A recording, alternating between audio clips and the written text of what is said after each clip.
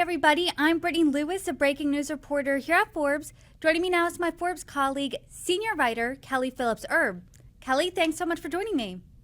Thank you for having me. Last month, the House passed President Trump's One Big Beautiful Bill in a narrow early morning vote, and the over 1,000-page legislation holds his signature tax and immigration policies. It's now before the Senate, and it seems that Democrats and Republicans can only agree on the fact that changes need to be made in order for it to be passed. Some of the big points of contention include cuts to Medicaid, as well as the bill estimated to add trillions of dollars to the deficit. But you're reporting that the largest hurdle this could face in the Senate might not be a senator at all. Can you explain? Sure. So what you just mentioned, a lot of the pieces of the One Big Beautiful Bill Act, they are calling it ABBA. One of the things that is important about ABBA is that there's not enough Senate support to overcome a filibuster in ABBA. So what that necessarily means is that they can't rely on just having a majority because they would need a supermajority. And as we know, very narrow margins in the Senate. So they have to resort to a process called reconciliation. And reconciliation has very, very specific rules. And to enforce these rules, they need somebody to take a look at them and kind of call them out and say, hey, this might apply here. And the person who does that is called the Senate Parliamentarian. And in this case, the person who's serving currently is a woman. Her name is Elizabeth MacDonough, and she's been in the role since 2012. The role of parliamentarian has actually been around about 100 years, but it's her job to sort of look through the bill and tell the presiding officer of the Senate, who happens to be J.D. Vance, the vice president, what can and cannot be voted on through reconciliation.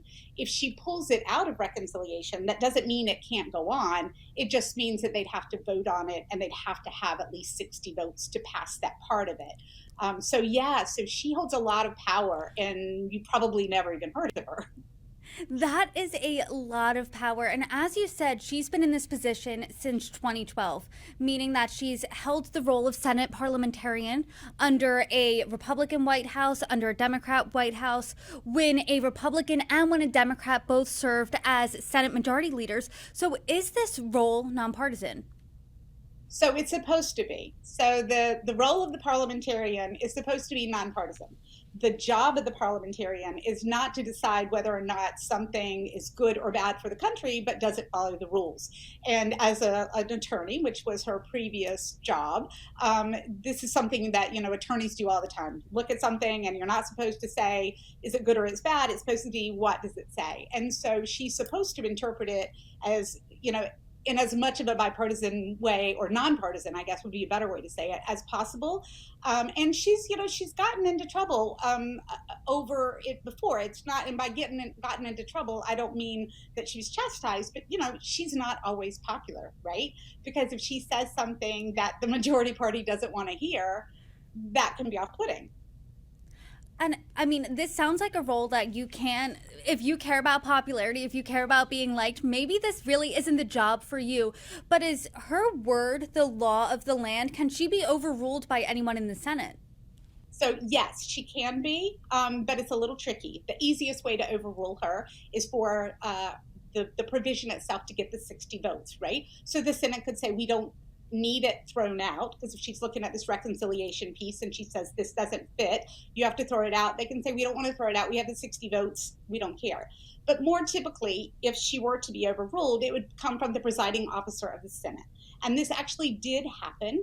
It's happened recently. When the American Rescue Plan was being debated, it was also going to be a reconciliation bill, which means that the Democrats, who were then the majority in the Senate, didn't have the 60 votes, but they did have the majority votes. And one of the provisions that they included was to raise the federal minimum wage to $15. That would be something that wouldn't be allowed under the Byrd Rule, because the Byrd Rule, which is what governs reconciliation, has a lot of no-nos. And one of them is that you can't attach something to a reconciliation bill that doesn't directly impact the budget. And that's actually what's happening now, one of the things that she's looking at to see. But that's also what happened under the ARP, or the American Rescue Plan. And what happened was she went to the presiding officer of the Senate, who at that time was Vice President Kamala Harris, and said, this piece of the bill can't stand. And Harris had the opportunity to say no, which would be politically fraught because, again, this role's been there 100 years and it's typically respected.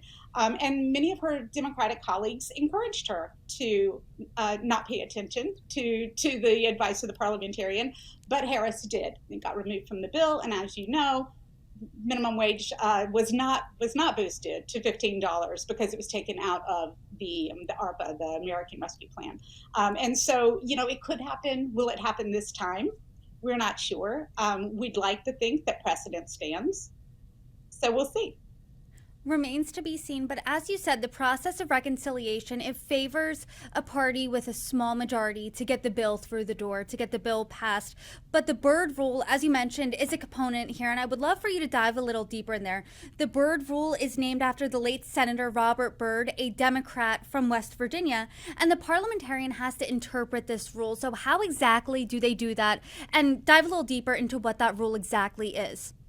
Sure. So the Byrd rule it applies to the reconciliation process, which, again, as you mentioned, is when you don't have the supermajority, you just have a majority. And because of that, there are some restrictions on what the bill can have in it. And one of the things, and actually is one of the things that matters the most here, is that the bill cannot significantly add to the deficit. If it can't be made permanent. It can only have temporary provisions in it. So if you think back, one of the things that we're looking at right now is whether to make the Tax Cuts and Jobs Act's provision, and that was 2017, whether to make those permanent.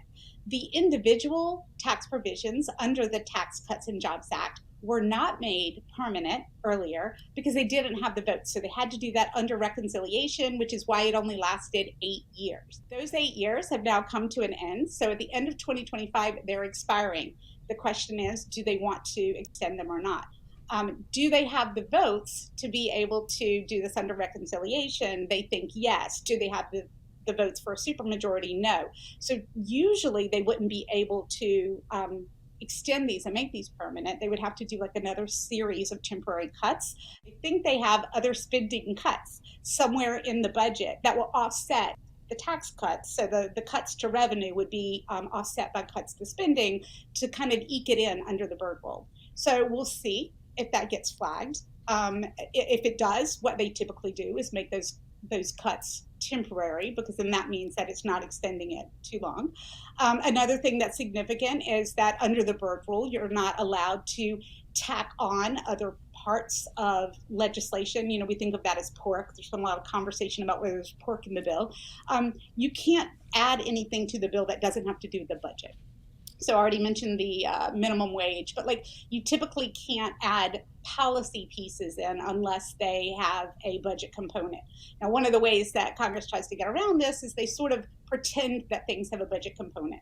So the provision that's getting a lot of notice right now is the contempt order.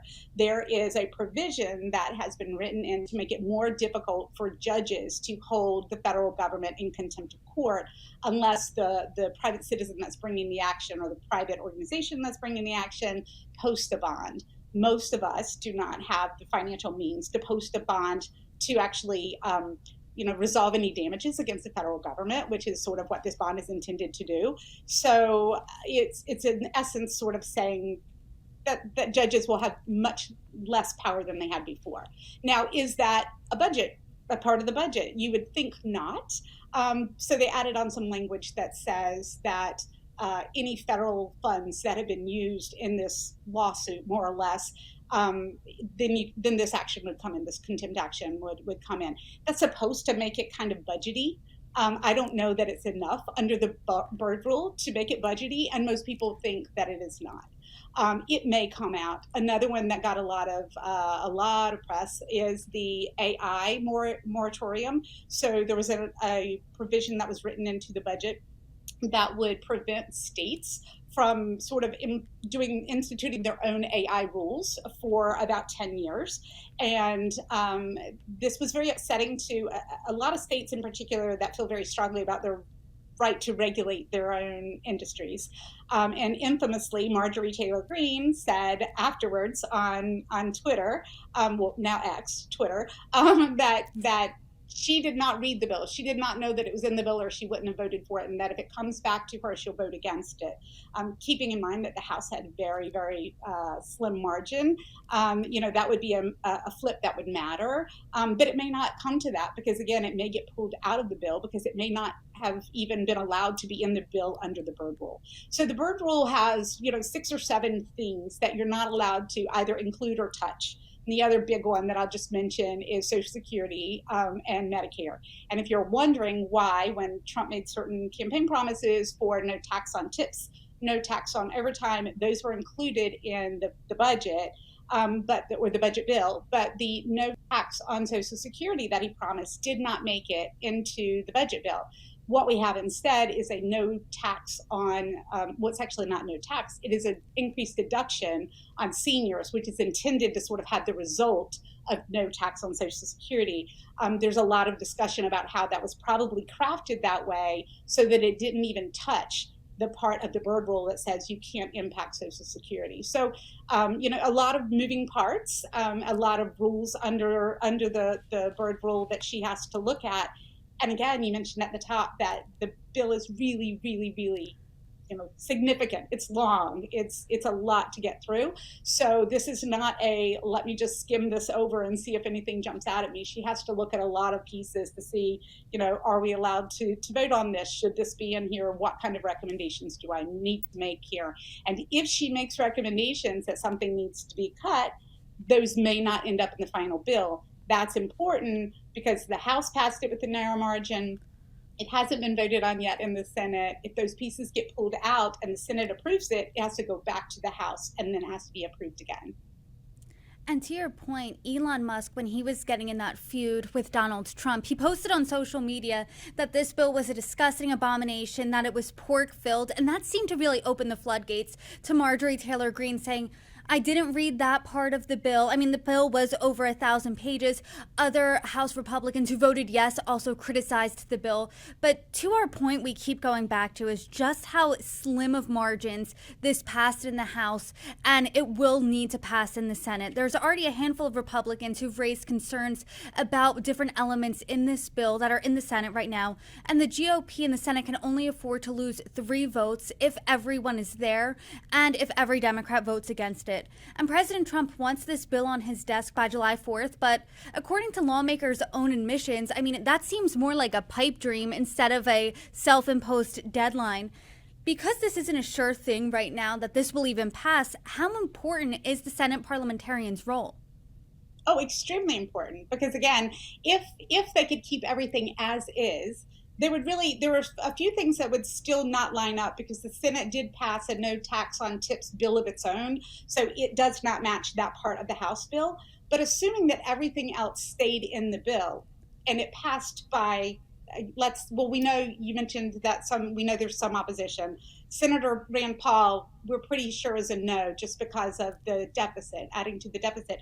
So that gives 52 votes to the Republicans in the Senate, and they can't afford to lose those.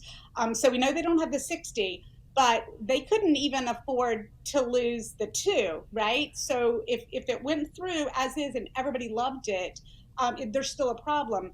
But once the Senate parliamentarian kind of works her magic and says, this is what you can and cannot vote for, pulling those provisions out when it goes back to the House, where it also had a very narrow margin, do people care enough about it? And one of the things in particular that I didn't mention earlier, but when I talked about the deficit, one of the things that's super important is, what can they cut?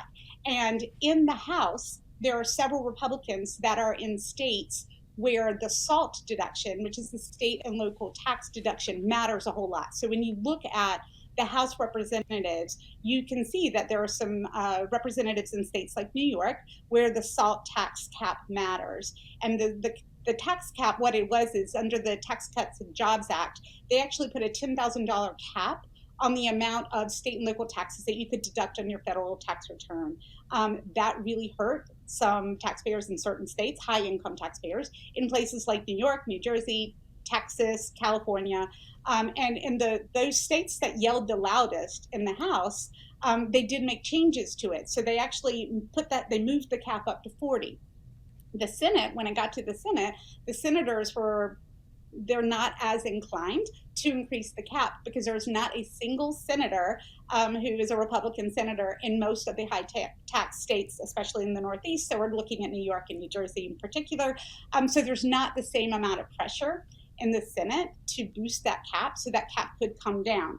Again, the Senate is looking for ways to keep the spending down so that they can push the parts of the bill through that they want. The parliamentarian is going to be looking at those numbers and saying it either does or does not increase the deficit, by how much, over what period of time, and she may be the reason that something like that gets pulled. It's really interesting because she's certainly not a household name. This position isn't known by the average American, but it's really interesting how she has the potential to really drastically change President Trump's signature policies and legislation here. Kelly, I appreciate your time today. Thank you so much for your expertise, and I hope to speak with you again soon. Thank you. I'd love that.